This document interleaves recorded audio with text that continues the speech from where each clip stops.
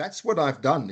I had that one plan, which is that I'm going to bring these two fields together. So it seemed like a good idea for the reasons we've discussed. And I didn't stop. In other words, I didn't give up.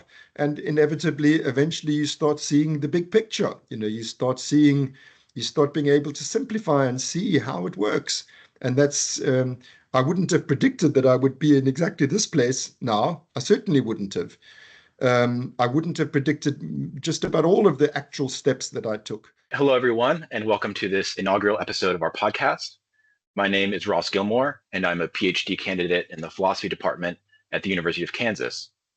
I work on issues of metaphysics and psychology in ancient Greek philosophy, but I also have a keen interest in contemporary scientific approaches to these same kinds of questions, which tend to cross disciplinary boundaries. And since first discovering his work a couple of years ago, there's no author I've been more excited to read or has proven a better model of an interdisciplinary scholar than Mark Solms. Professor Solms wears many hats. He is chair of the Department of Neuropsychology at the University of Cape Town in South Africa and a researcher in its Neuroscience Institute. He is also a psychoanalyst and has recently overseen the publication of the revised standard edition of the complete psychological works of Sigmund Freud as its general editor.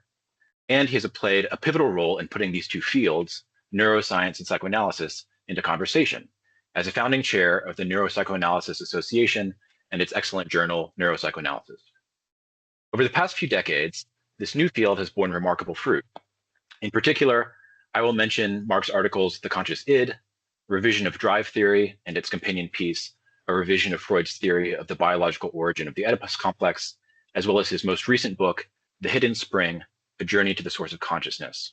So Mark, welcome, and thank you very much for speaking with me today. Thanks very much, Ross. Glad to be here. So I'd like to do a little bit of stage setting for the questions that follow.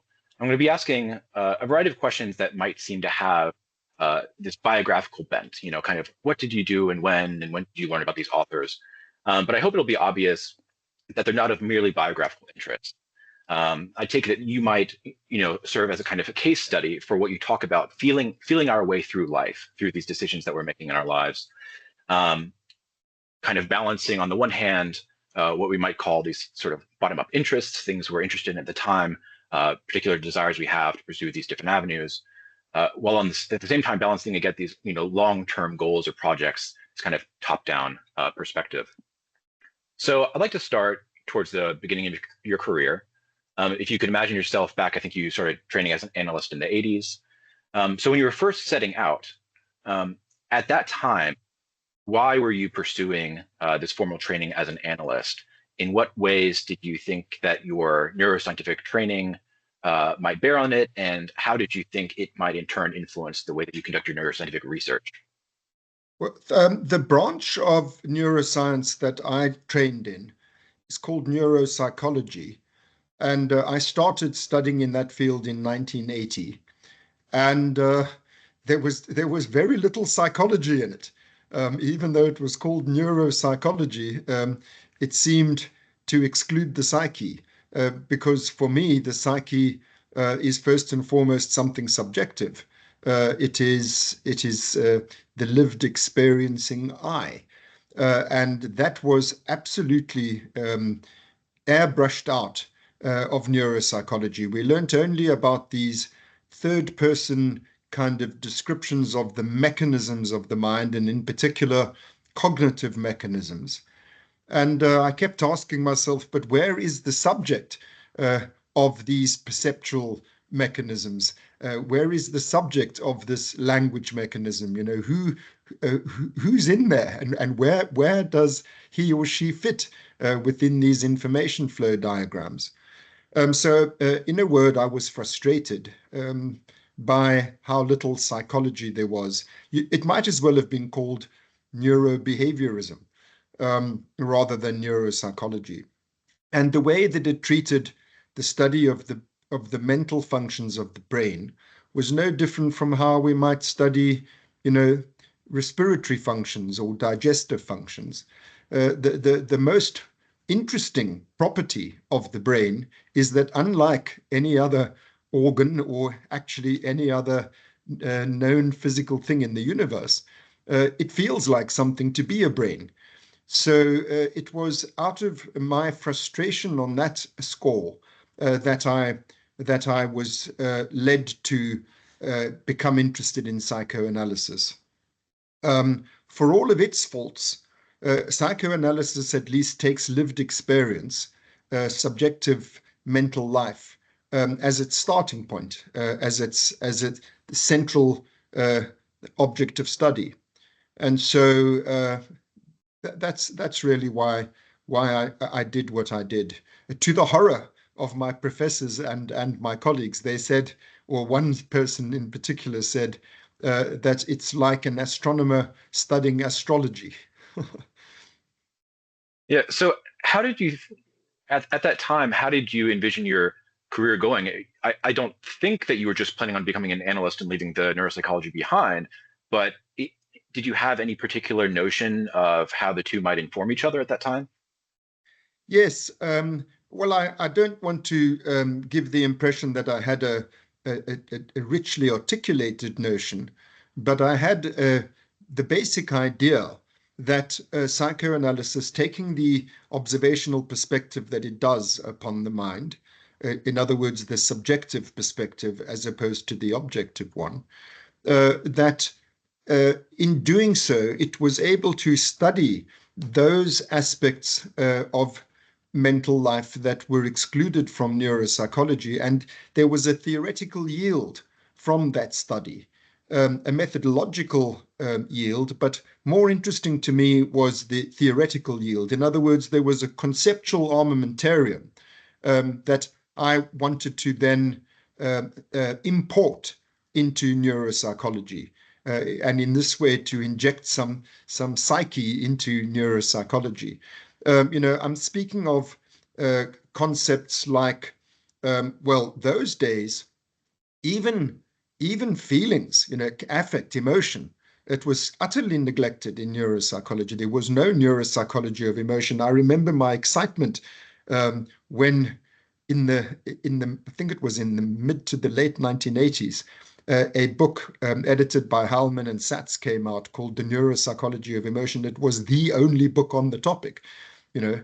And so to have theories of emotion and motivation and drive, how the mind is embodied. Nowadays, in the era of embodied cognition, we perhaps forget, or perhaps people of your age don't even know that it ever was the case, that we didn't think of the mind as embodied in cognitive neuroscience. So even concepts as simple as those, but also the more sophisticated concepts, about the structure of the self, um, and to go even more deeply into it, concepts like narcissism. I don't know how anybody can understand mental life without having recourse to the concept of narcissism, but I can absolutely assure you, probably to this day, other than me and my closest colleagues, no neuroscientists speak about narcissism. Um, and so on, So I thought that to put it I'm sure you've heard the phrase, if all you have is a hammer, then everything looks like a nail. So I wanted to bring more tools, more theoretical tools to bear on neuropsychology, so that we would have a way of describing, conceptualizing, and theorizing these phenomena, which must somehow also be part and parcel of the field. Remember, neuropsychology is meant to be a discipline which helps us to understand the mental functions of the brain. And if we don't have concepts like those, I think that we're really hobbled. And I'll tell you something else. As I began to learn more about these concepts, so exactly what I've just said about, if all you have is a hammer, I started to see things clinically with my neurological patients, uh, which I was literally unable to see before. Like, for example, it would be too complicated a topic for me to go into in any depth, but I will just say patients with damage to the right hemisphere of the cortex, they become extremely egocentric, and they can't see things from it's partly because of a spatial problem. They're unable to put themselves in the shoes of the other, because you have to, that's quite a complicated spatial thing to be able to see things from somebody else's point of view. But there's a very profound emotional dimension to this egocentricity of these patients. And it just, dawned on me in a flash, oh my word, these patients suffer from narcissistic mental organizations. And that really helped me to understand much better why these right hemisphere patients have these curious emotional disorders. Now, I'm giving you really just one example, but I could multiply it, tenfold or hundredfold. That what I expected and hoped would come to pass is exactly what did. Namely, that I was greatly having these psychoanalytical tools at my disposal really enabled me to have a much deeper understanding as a neuropsychologist of the pathological and normal functions that I was studying. Okay. And I'm interested in your kind of developing views on the psychoanalytic, as you say, conceptual armamentarium. So when you first started training as an analyst, what was your impression of Freud before you had, done any of the coursework that might have been associated with your training institute? And then I'm also curious what it would have been at the end of your time training, obviously before, the rest of your career. Yes, well, as I told you, I began my neuropsychological training in 1980. And I would say for the first 5 years or so, what little I heard about Freud was a caricature, the usual sort of thing about Freud. That he was not a scientist. This was pseudoscience. That there was no evidence base for these theories. That these are all very old-fashioned notions that even psychiatrists have long since abandoned. And so that was my prejudice. I shared the prejudice that was imparted to me by the scientific milieu within which I was training. But then I read Freud's book on aphasia, which he wrote in 1891, therefore before he became a psychoanalyst. And it was a classic in the field. Aphasia, of course, is part and parcel of neuropsychology, the disorders of language that arise with brain lesions. And so it was considered a classic. And what struck me about it was actually what drew me to reading it was some very praiseworthy things that were said about it by Alexander Luria, the great Russian neurologist and neuropsychologist.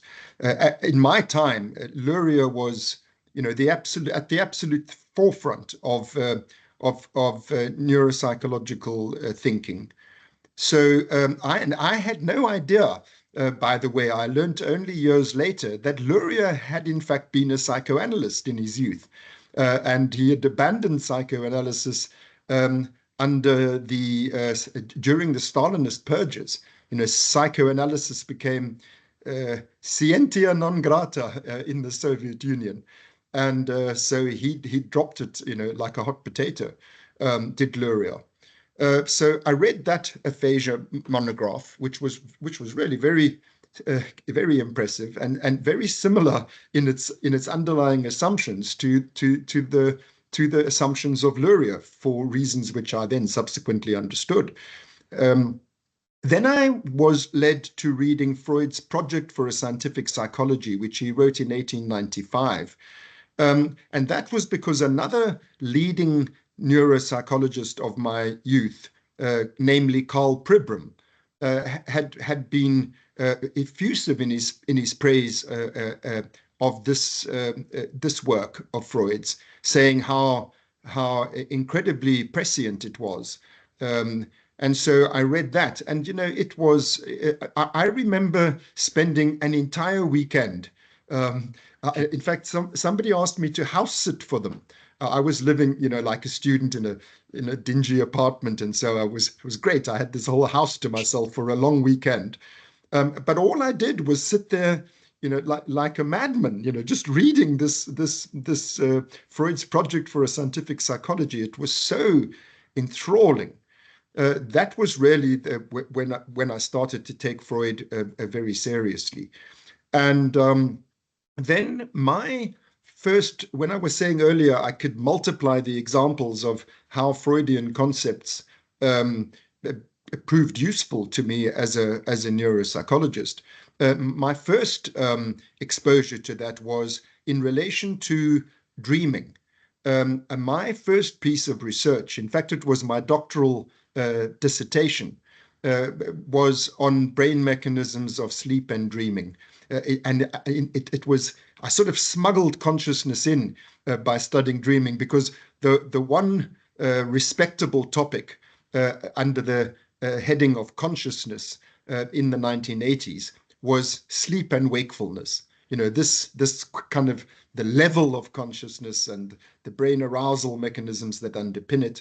This was a respectable topic. So I studied sleep in order to study this curious fact that the unconsciousness of sleep is punctuated by these conscious phenomena called dreams. So during that period, while I was conducting that research, I attended a seminar. Of all things, you must remember that I was studying, natural science. And of all things, this seminar, which was open to all faculties, was led by a professor of comparative literature. And so, it was a revelation to me, as he unpacked. And luckily, he drew upon the Project for a Scientific Psychology in order to help us understand the metapsychology of dreams, because there were many assumptions that Freud carried over from his project to his dream theory, that you wouldn't understand the theory unless you understood those hidden assumptions. And so that was really when the what did they say? There's something bit, the bug bit or something. Anyway, I then got I really decided this was what I wanted to do. I wanted to train in this stuff, called psychoanalysis. And so you ask how my views of Freud changed. So it went from prejudice to interest to fascination. But then, when I went to London, because I had to leave South Africa in order to train, because there was no psychoanalytic training in apartheid South Africa. But also because I was conscripted into the army. All white males were required to defend the heinous, apartheid system. So that was the push for me to leave, was that I needed to escape the draft. The pull was the prospect of training as a psychoanalyst in London.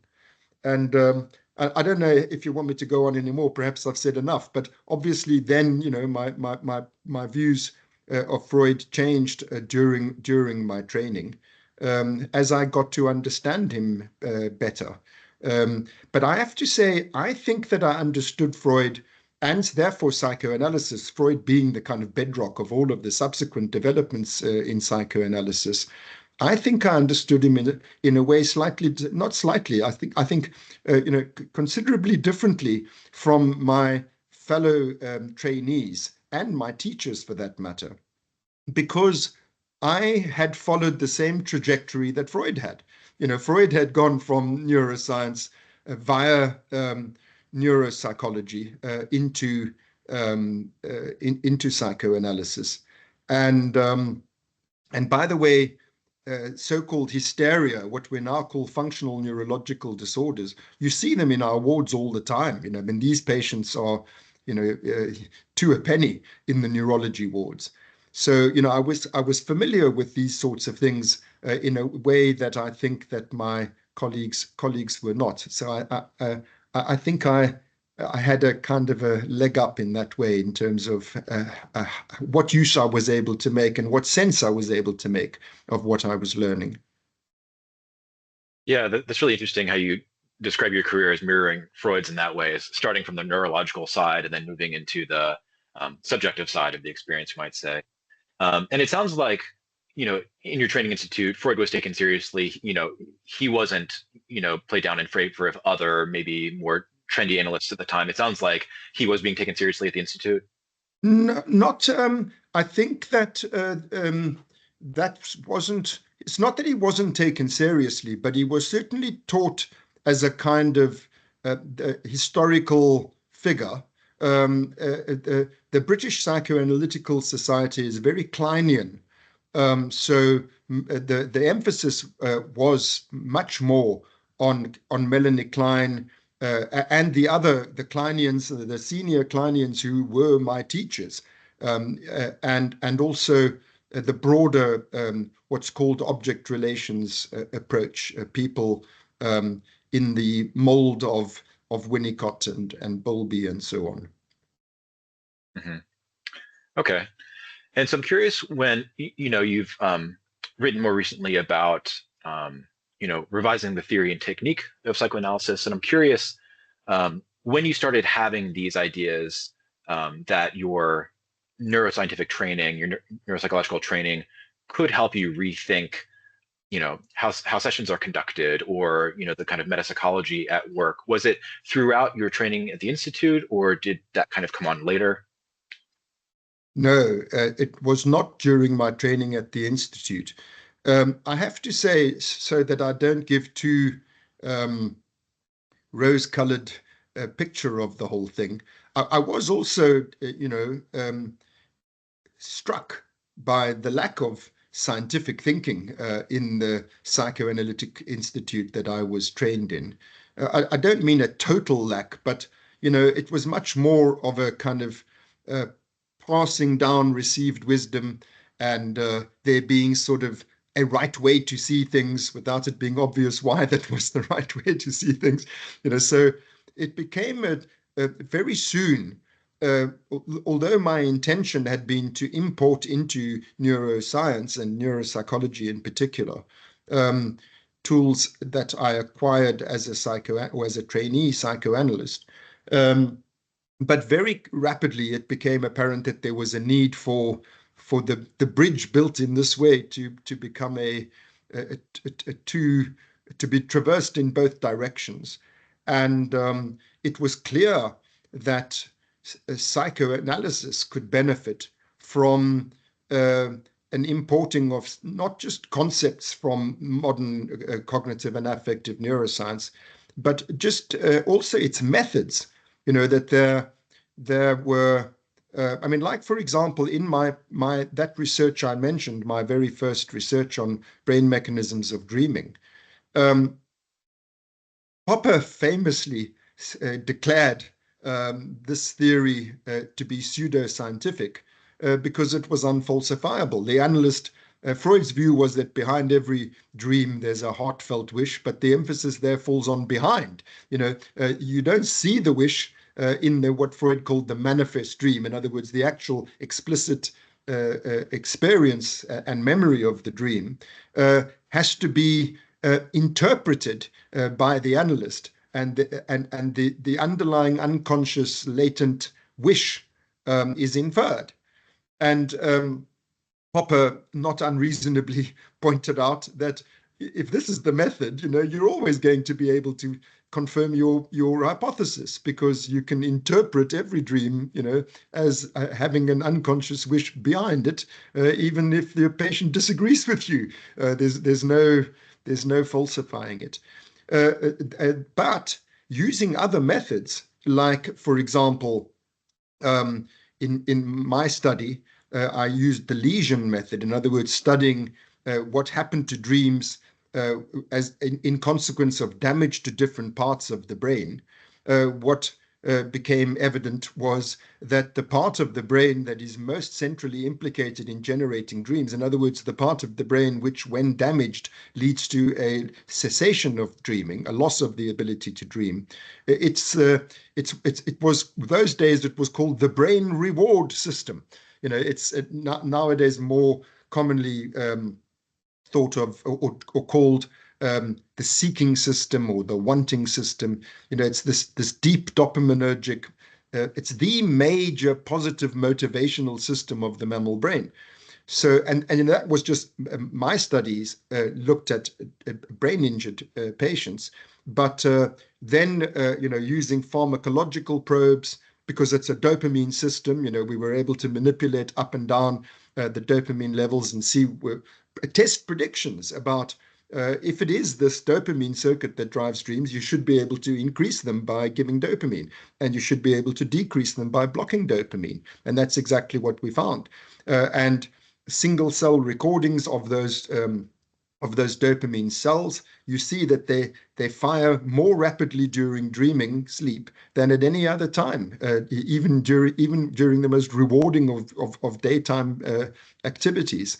Positron emission tomography, which allows you to image where the differential areas of activation are in the brain during any mental function. Positron emission tomography of the dreaming brain shows this part of this motivational circuitry light up like a Christmas tree.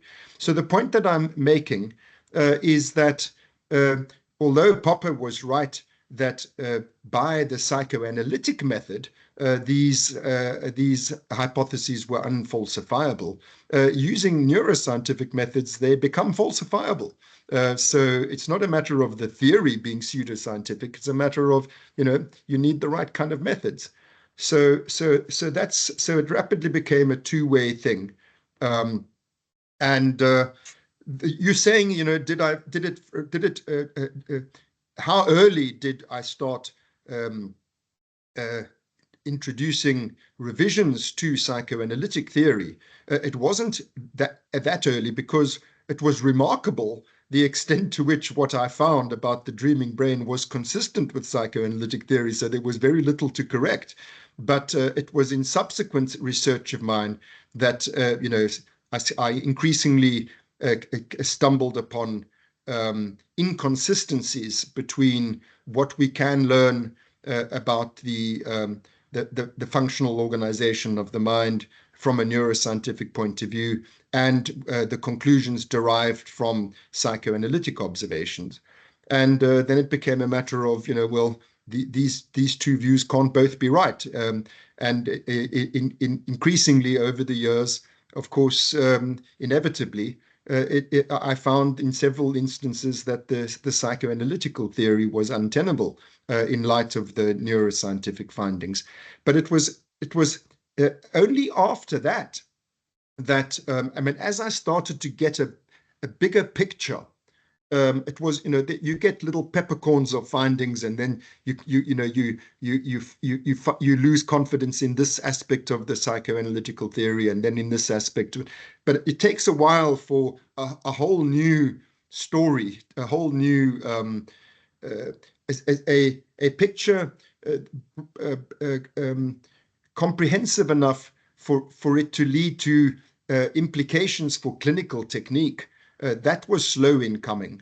I would say it's only been over the last, dozen years that I've been able to make contributions via the neuropsychoanalytical platform to the clinical practice of psychoanalysis. And, you might have thought that this would bring about the greatest resistance to what I was doing from the psychoanalysts, but actually it's proven to be the opposite. It's once they started realizing that this actually has some practical utility, that it actually makes a difference to, most psychoanalysts are not scientists, they're clinicians. And so it became more valuable to them than and more interesting to them than it had been. So I think the enormous recognition that neuropsychoanalysis has enjoyed has really only come in the last 10 years. Prior to that, it was a pretty marginal activity. I mean, from the point of view of most psychoanalysts. Yeah, that's the impression that I had just based on the articles I've been reading. It seems like in the last, as you say, decade or so, you've really been able to articulate this comprehensive picture of what's going on in therapy, drawing on some of these other topics that we'll talk about, Panksepp's work in affective neuroscience and, memory reconsolidation and all these different things. And so it seems like psychoanalytic community would be in this interesting position where on the one hand, your work is validating so much of what they have been doing this whole time. At the same time, it's taking a bit of the mystery out of it in a sense. And so I don't know. They might have to be willing to revise some of their previously held beliefs, but it does seem like the pieces have kind of clicked into place in the last decade or so. So I wanted to ask you, earlier you were talking about how people in these training institutes, they can have they were taught in certain sorts of ways, and they're themselves not scientists, and so there can be a bit of you didn't use this word, but tribalism, we might say. And so I'm struck when you do write about Freud, you do so in a way that I admire as someone who's also trying to write about a historical figure, where on the one hand, you're a very generous reader. You try and find as much to validate in Freud as possible. You're good at showing how there are correlates with contemporary scientific concepts, but at the same time, you're perfectly willing to say when you think he was wrong about something and articulate that.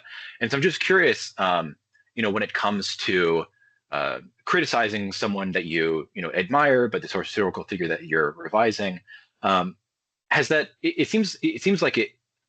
It seems like it's pretty easy for you, but I'm wondering if you've had, if it took a little work to figure out how to set the right tone in articulating, not wanting to downplay Freud's merits while at the same time not wanting to minimize your own, contributions to what he's doing.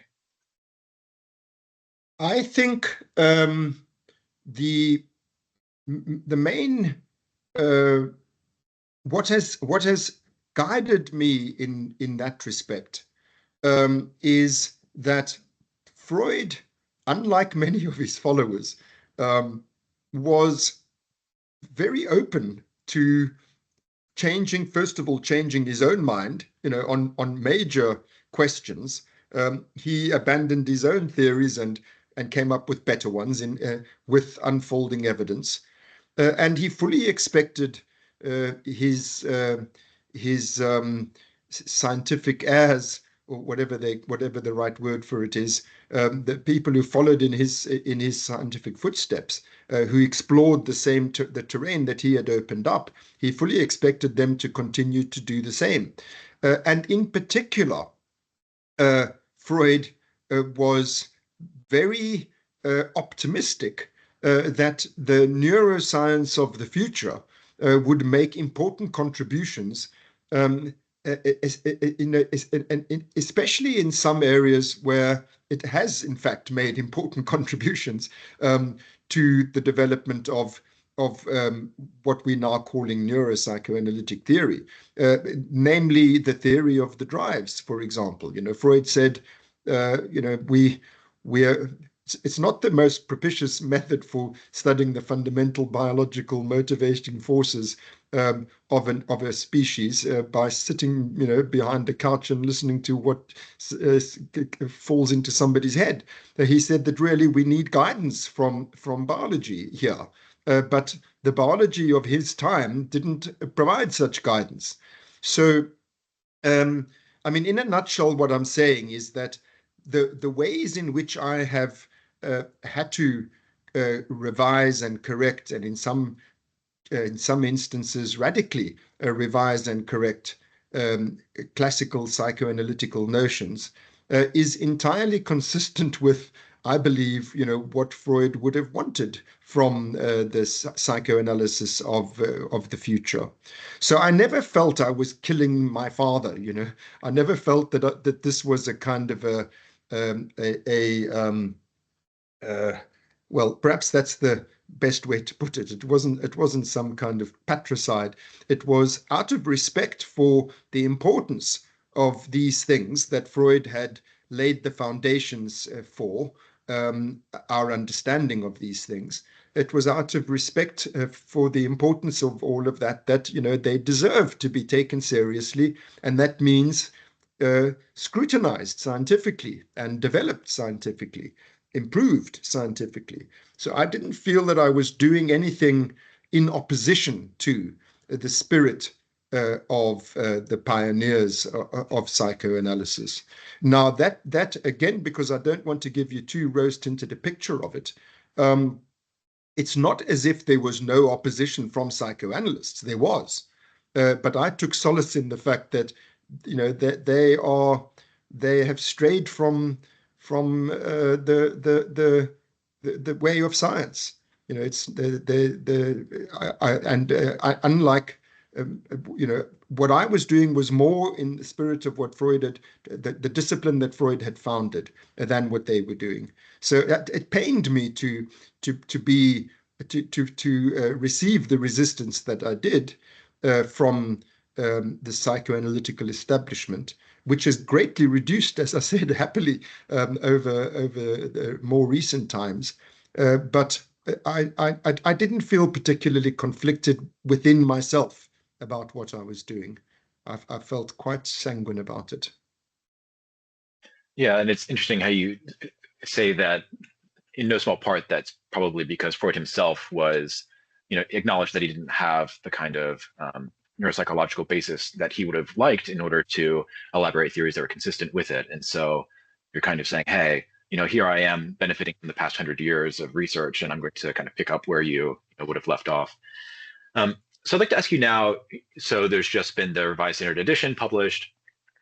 I've heard that maybe you've been working on this for 3 decades or so. I'm not exactly sure if this was something you worked on, every day, every week, every month, exactly what the nature of your involvement with the project was. But certainly this must have taken, no small amount of time on your part. And so I'm curious, as someone who I work on Plato, I could easily spend my entire career doing nothing but working on Plato. But I'm also interested in putting ancient philosophy into conversation with contemporary science. And it seems like this is a difficult balancing act to strike, because there's always more you can learn about the primary source. There's always more you can delve into the scholarship. And you chose to undertake this massive project. So, I mean, why, how did you think this was going to be worth it? And was it? I mean, was it just simply love of, getting into the weeds and understanding how his brain worked? Or did you explicitly think that there was going to be some sort of transactional benefit, that you were going to learn about his psychology in a way that you couldn't have done otherwise? I'll tell you how it happened. Upon my arrival in London in 1989, I decided to undertake a translation of Freud's neuroscientific works.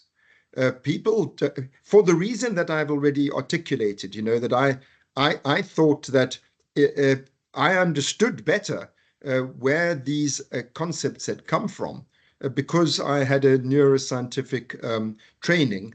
Also, because I understood German, I was able to read, Freud's neuroscientific writings, which most of my peers were not able to do because they've never been translated. So I thought, this is an important thing to do. I need to translate these papers. So I was working on that, deeply involved in that project, when I was asked to do this editing and revision of the translation of and translating of some new material of psychological interest, that revised standard edition project. Now, the point I'm trying to make is that it wasn't my own idea. I didn't decide, oh, I'm going to spend. Well, first of all, it wasn't my own idea to do it at all, let alone, to spend 30 years on it, because I had no inkling that that's what it would take. And you're quite right in your intimating there that part of the reason why it took so long is because it was not the only thing I was doing. I had to do it alongside a whole lot of other commitments. But if there was any transactional, is that the word you use, transactional benefit? It was this. But by the time I was asked to do that, which was 1994, I mean, literally, embarrassingly, 30 years before I actually published it in July this year. And let me also, sorry, I'm being a bit scatterbrained. I want to just tell you the neuroscientific works took up 4 volumes. The psychological works took up 24 volumes. It was a much bigger, much bigger project. But the benefit to me by 1994, when I was asked to do this, I was already some way along the path that we were discussing earlier of trying to integrate these 2 fields, and beginning to experience some of the resistance that came primarily from, I mean, interestingly, primarily from the psychoanalytical community. Neuroscientists were much more open-minded about what psychoanalysis might offer than psychoanalysts were about what neuroscience might offer. And so I thought, I mean, it's not as if this was my motivation. It really wasn't. But it certainly occurred to me that it won't do me any harm if I'm going to be suggesting some unpopular and what might prove to be, rather radical revisions of psychoanalytic theory. It's better to do that from the very authoritative base within the field. If you are the authorized translator of Freud's psychological works, well, at least you know what you're talking about. At least you're one of us. If you're Strachey's heir, and you've been entrusted with this. I mean, it really is the Bible of psychoanalysis. Freud's complete works.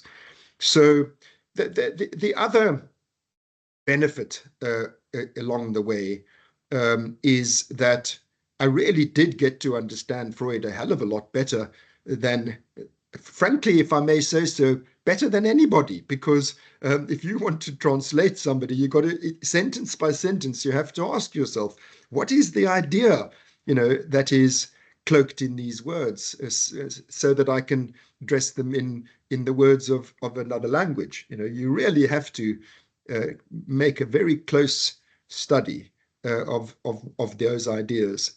You have to really understand them in order to translate them. So that's been a pleasurable benefit of doing it alongside everything else that I've already said. And if you had it to do again, it sounds like you would then. Well, I think I would have done it. I would have done it even had I known that it would take me that long to finish it. But it's like parenthood. When you become a parent for the first time, you've no inkling of what you're taking on. It's a commitment second to none, and it never ends. But that doesn't mean that you regret it. Far from it. It's extremely rewarding. Yeah, I've heard people say that about a variety of things. I'm glad I did it, but if I had known what it was going to entail in the first place, I don't think I would have. All right, so I'd like to shift from leave Freud behind for a second and shift to a couple other figures that have proven to be incredibly influential in your thinking, namely Jaak Panksepp and Karl Friston. So maybe we should start with Jaak Panksepp. I'm curious at what point in your career you first discovered his work, and then, did you immediately realize how well it would kind of suit this, I don't know, theory of the mind that you were elaborating, or did it take a little while to appreciate the role that it would end up playing? Well, remembering what I told you about the state of play in the neurosciences those days, when I started out, when I came upon his work, the first paper of his that I came across was in the Handbook of Clinical Neurology. I've said that Freud's Standard Edition is the Bible of psychoanalysis. The Handbook of Clinical Neurology is the Bible of neurology. It's now in about 150th volume or something like that. And there was a volume, one of the volumes on neuropsychology. In it was this most rare of things, a paper on emotion. You recall what I said to you about Hellman and Satz's book. Well, same applied here. It was in the Handbook of Clinical Neurology, a chapter on emotion, and I read it. And it was just fantastic. This guy, my thought was, this guy gets it. This is a real, not only is he studying emotion, but he's taking it seriously, putting it at the center of how the brain works. All of this cognition that I was taught about. The only reason we have all of these cognitive capacities is because we have to learn about the world where we need to meet our needs, and our needs are felt as feelings. So this was the sort of thing that Panksepp was saying, and it wasn't just a flag waving exercise. I mean, he had been studying it for decades. He'd been studying brain mechanisms of emotion, which necessarily means the brain mechanisms of motivation and of drive, deeply.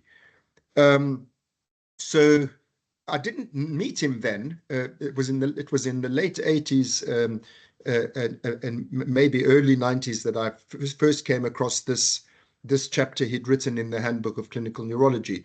But I then, his book, his magnum opus, Affective Neuroscience, was published in 1998.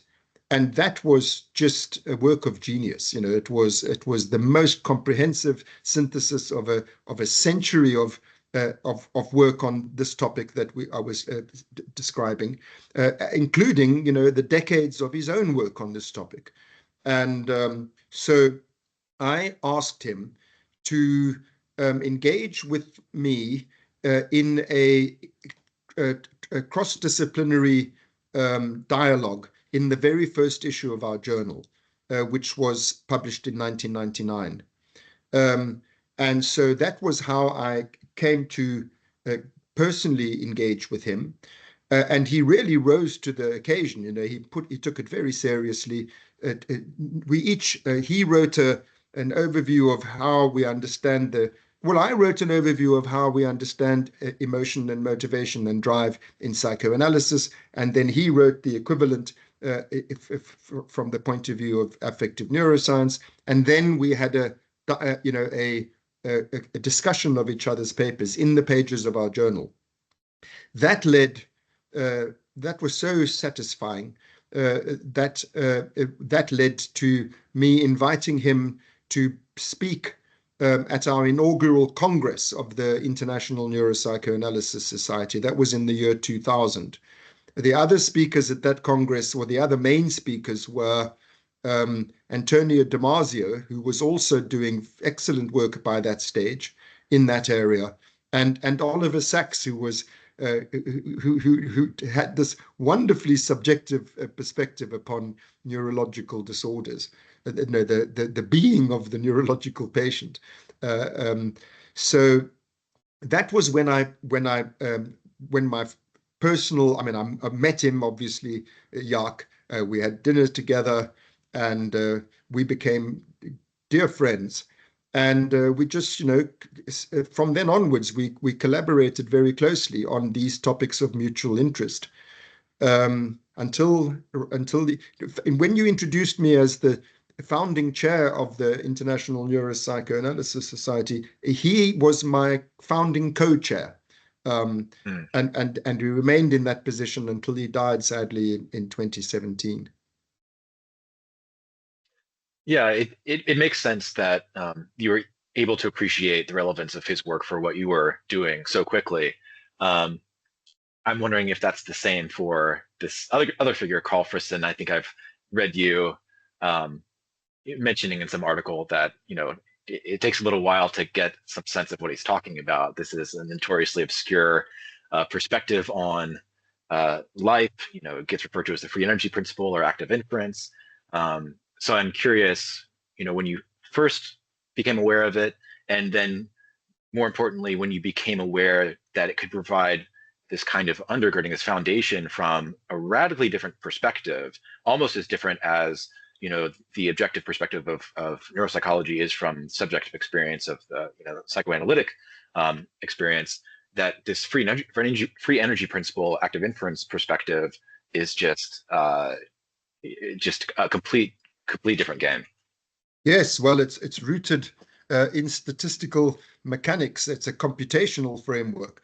But I just want to say, before I address your comment about Karl Friston, I wanted to say one more thing about Panksepp, which I neglected to say. It was that also it was clear from his 1998 book that here we had what we were looking for, what Freud had always predicted, that biology would eventually provide us with a better understanding and classification of the drives. And so that was also, why Panksepp was so influential in my scientific life. So Friston is notoriously incomprehensible. It's he writes in he writes like a physicist. He actually started out as a physicist, and he writes in equations. And so, although I was aware of his rising influence, frankly, rising fame, during the from the late 1990s into our own century, he was a increasingly very, very prominent figure. But I didn't take a deep interest in his work, mainly because it was just too hard, Then in 2010, to my amazement, he published in the journal Brain, which is a very conservative neurological journal, and highly regarded one. He published an article saying that his free energy principle was basically a sort of a restatement of the fundamentals of Freudian drive theory. And I thought, what? Friston is claiming to be a Freudian. And all of this stuff that he writes about, he thinks it's in the tradition of Freud, which was doubly surprising because, not only was he writing in a computational sort of language, but he wasn't writing about deep mental processes. He was writing about perception and action and learning, about cognition. And when the bits of his work that I could get my head around, which were relating all of this to the brain, it was all about the cortex, nothing about the deeper subcortical and brainstem structures that is where the deep emotional and motivational action is, and for that matter, where the font of consciousness is. So I was surprised. I then met him a few times. I made it my business to meet him a few times. I invited him to a few conferences, and we had conversations about these matters. And then I realized I realized properly how much what he was doing really was of profound relevance to understanding what a mind is, and also that the way in which he was formulating it was within this tradition of homeostasis. I hadn't properly understood that. He published a paper in 2013 called Life as We Know It, which grounds his free energy principle basically in homeostasis. In other words, it's how the organism, in the basic motivational mechanism of all organic life.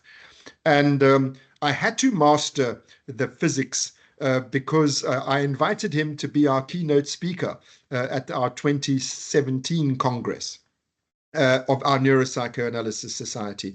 And so, but by then I was motivated to do it. That's also why I invited him to come and speak.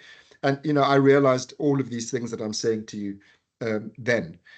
Then he and I started to collaborate, and he was only 2 willing to bring his way of thinking down into the brainstem and into affective and emotional life. So I like to believe that it's been a mutually rewarding exercise, but from the most unlikely, as you said in your remarks about him, like why on earth would you turn to this? It's because it is fundamentally a theory of homeostasis, therefore of drive, of motivation, of the fundamental driving forces of living things, and how mental life arises from these very basic biological principles. But also, remember what I said about Freud's project for a scientific psychology. Freud, the project in the broadest sense of the word, Freud's project was to bring subjective experience into natural science. It's part of nature. Experience exists. Difficult as it may be to study subjectivity, it's there. Sorry, and it must therefore somehow be possible to integrate it with our whole natural scientific Weltanschauung. It must somehow be of a piece with everything else that we know in physical science. And Friston's approach seemed to me to be head and shoulders above anybody else, the most promising prospect of us really developing a natural science at the level of physics and of computational things that can be reduced to quantities and measured and modeled. This I thought was an opportunity not to be missed to finish the job that Freud started in his project of trying to have a truly natural science of the mind in the sense that I've just described it. Yeah, and it's amazing to hear you say that Friston. I guess I wasn't aware that Friston himself was making these connections with Freud back in 2010, as you say. I haven't looked at some of those earlier papers where he was starting to articulate this free energy principle. I know he has published on Freud, but yeah, it'd be very interesting to hear how he started making those connections between Freud and yeah, what can look very, very un-Freudian in the sense of, like you say, these equations and yeah, reducing everything down to hierarchies of neurons, and it's just, yeah, it's amazing. So I'd like to put on the table maybe the last piece of the conversation, which is I have this general impression that you're involved in some project to work on an artificial general intelligence. And I'm curious what your motivation for doing that is. There's this quote, I don't know if it's actually something that Feynman said, but I think it gets said that, if you really understand something, you should be able to build it. And so I'm wondering, is your interest in this project testing your ideas? Is there something in particular that you hope to learn, you think you couldn't learn otherwise? What's your motivation in this project? What you just said about Feynman is something that he actually said. In fact, he wrote it on the blackboard that was in his office, and when he died, it was this was written on the blackboard. It doesn't mean it was his last words, but it's something close to his last words. If I can't create it, I don't understand it. Or something to that effect. And I think that that's very true. I mean, remember what I was just saying. When I say our, I mean mine and Karl Friston's, but I mean it also, it occurs to me as I say it, mine and Freud's. Our aim is to develop a proper natural scientific understanding of what a mind is, how a mind arises in nature. What are the fundamental causal mechanisms that produce sentient being? And this is, this is a very, very, very important question. It's actually been the question that has been central to my own life. I'll have to just quickly, as an aside, tell you, not only my scientific life, I mean, ever since I was a child, for all kinds of complicated reasons, which we don't have time to go into, but questions of mortality and, what what happens to me when I die, and what is the relationship of me to my body, and how come we are embodied creatures, and and where does being come from? It seemed to me from an early age, the only thing, if all you are going to get is these few years of biological existence, and then you're going to snuff it forevermore, what's worth doing? What's the point in doing anything? It's all going to come to nothing. And I had the idea somewhere along the line in childhood that one thing that's certainly worth doing is understanding what being is, what sentient being actually is. So at this end of my career, you mentioned in your introductory remarks my book, The Hidden Spring, which is very much the culmination not only of my life's work, but of my collaboration with Friston.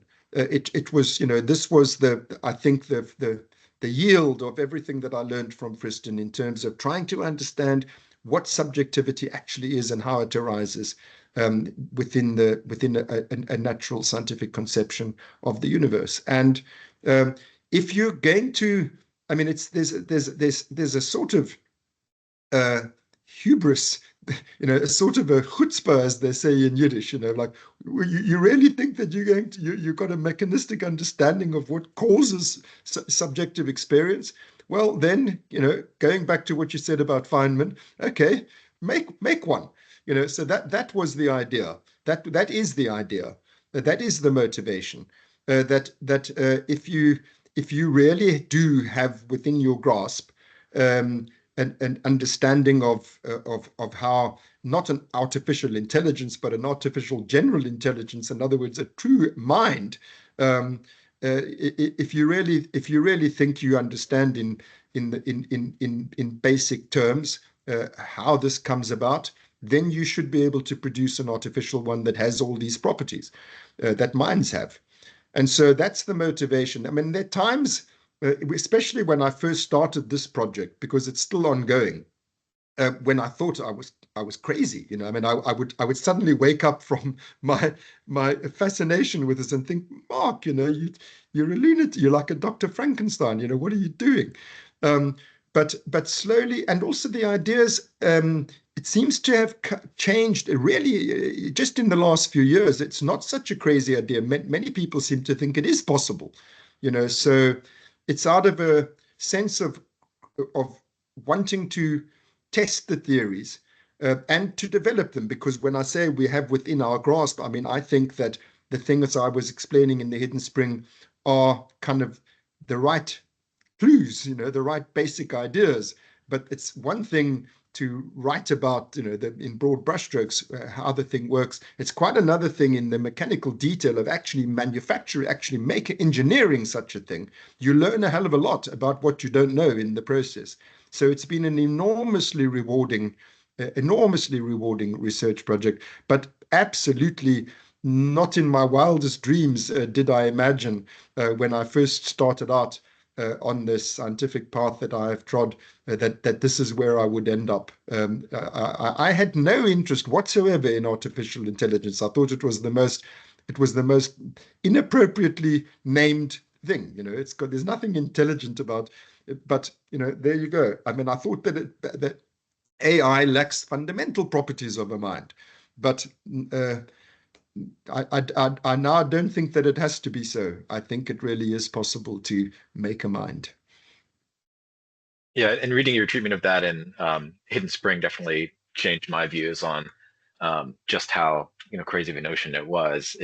And also you make the point, well, if it is possible and someone's going to do it, it's better that certain people with a sense of responsibility are the ones to do it in the first place. I'm glad So you I'd like to mentioned end. that, because that's terribly important. Yes. Mhm, yeah. So I'd like to end asking a question, and I'm I'm not exactly sure what you have to say, but thinking about your career as a whole. Um, so to start again, you describe when it comes to satisfaction of drives that we learn from experience, we feel our way through the world, and it's just striking how I'm asking how you became interested in Freud and Panksepp and Friston, and so much of it is, well, I found this article, or I met this person, just these little pieces of coincidence in your life, and they seem potentially profitable, and so you pursue them. But at the same time, you describe having these kind of overarching concerns that you alluded to, things about the nature of consciousness, mortality, and things like that. So I'm wondering, is there anything to say other than that you're just feeling your way through your career? Is there anything to say at a high level about the kinds of projects that you might set for yourself at a longer timeline, or is it really just you kind of take each year as it comes? I think I had only one idea, that in terms of what I'm going to do, in terms of mapping out my scientific career, and my scientific goals or projects. It was the one that we started our conversation discussing. Just that it seems to me that neuroscience is suffering from a lack of due regard to the subjective aspect of what the brain does, and that in order to rectify that, I think I should learn about psychoanalysis. That was the only, and then rapidly after that, it becoming this two-way street. That was the plan. It didn't have any end goal in mind. It was just, I want to continue down this path and take it as far as I can. But I'll tell you, since we're at the end of our conversation, I'll tell you, I believe I have two talents. The one is that I have an ability, I don't give up. I just don't give up. I mean, obviously, there are things that are not important that you must give up on. But I mean, if something's important, I don't give up. I just carry on and on and on and on and on because, this is important, and why would I give up? The other is, which is probably closely related to it, is that I can see the deep structure of things. Say if you spend enough time with a complicated, messy problem, you inevitably will eventually see the underlying structure. You will be able to see the simple framework, through all of the mess. And so that's what I've done. I had that one plan, which is that I'm going to bring these two fields together. So it seemed like a good idea for the reasons we've discussed. And I didn't stop. In other words, I didn't give up. And inevitably, eventually, you start seeing the big picture. You start being able to simplify and see how it works. And that's, I wouldn't have predicted that I would be in exactly this place now. I certainly wouldn't have. I wouldn't have predicted just about all of the actual steps that I took. It has been my great good fortune to have had collaborators of the caliber, both human and scientific. I mean, they are good people. Jaak, Panksepp, and Karl Friston. It's been my great good fortune that I was able to learn from them and work with them along the way. But none of it was planned beyond what I've said to you. Well, I hope you take some pride in the fruit that it's borne. I feel like in the last decade or two, it seems like these strands of your thought and the neuropsychoanalysis movement really has started to present a comprehensive picture of the human psyche and how things go wrong, how to make things better. So I don't know. From my perspective, job well done. Thank you very much. All right. Thank you very much. Well, I think indeed. Well, I think that's about the end of our time. So I'd like to thank you very much for talking with me this afternoon. It's been a great pleasure. It really has. Thank you. Thanks so much.